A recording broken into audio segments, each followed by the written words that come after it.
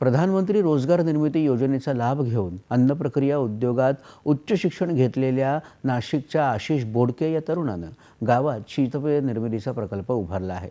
या शीतपेय निर्मिती प्रकल्पामधून ग्रामीण भागातील तरुणांना चांगला रोजगार मिळण्याच्या संधी उपलब्ध झाल्या आहेत। शिंदे औद्योगिक वसाहतीत बोडके फूड अँड बेवरेजेस या शीतपेय निर्मिती प्रकल्पामध्ये लिंबू, संत्री आणि जीरा या 3 स्वादात नैसर्गिक आणि आरोग्यवर्धक शीतपेयाची निर्मिती होणार आहे। या शीतपेयाच्या माध्यमातून हानिकारक घटक टाळण्याबाबत खबरदारी घेण्यात आली आहे। सध्या या प्रकल्पात पुरुषांबरोबरच 7 ग्रामीण महिलांना रोजगार उपलब्ध झाला आहे। देशात कृषी उद्योगातून निर्माण होणारी उत्पादनं, फळं, फुलं, भाज्या ग्राहकांपर्यंत पोहोचेपर्यंत त्यातील 40% मालाचं नुकसान होतं।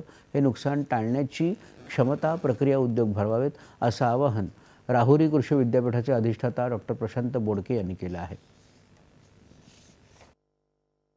बोडके फूड्स अँड बेवरेजेसच्या या प्लांटला आपण केंद्र शासनाची जी प्रधानमंत्री रोजगार निर्मिती योजना आहे त्याचा आपण लाभ घेतलेला आहे आणि त्याच्यात जी सबसिडी आपल्याला मिळते त्यातून आपण हे प्लांट उभं केलेलं आहे। आपल्या प्रोडक्टमध्ये हे सगळं आपण साईडला काढून लहान मुलांना जे आवडतं ते रंग, ते फ्लेवर, ते आपण एका इंडियन फ्लेवरमध्ये ते काढून आणि आपले जीरा, ऑरेंज आणि लेमन असे जे आपल्या भारतीय संस्कृतीला आणि परंपरेला धरून असणारे फ्लेवर्स आहेत त्या फ्लेवर्सला घेऊन आपण या मार्केटमध्ये उतरलो आणि खूप छान प्रतिसाद आपल्याला मिळालेला आहे। आणि असंच आपलं रोजगार निर्मिती जी आहे या प्लांटच्या दृष्टिकोनातून आपण तशीच पुढे चालवत राहू।